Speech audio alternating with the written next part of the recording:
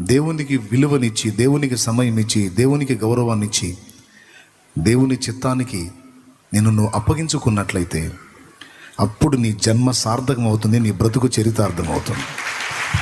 ఇది నా అనుభవంలో నేను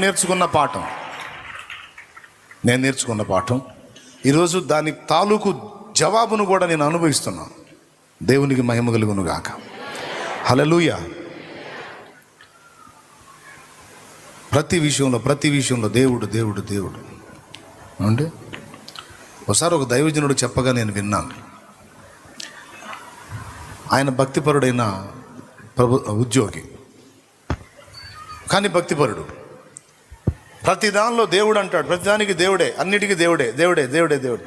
భార్య కొంచెం మూడు రాళ్ళు, కాస్త పెడసరం ఎక్కువ. కొంతమంది ఉంటారు లేడీస్ కొంచెం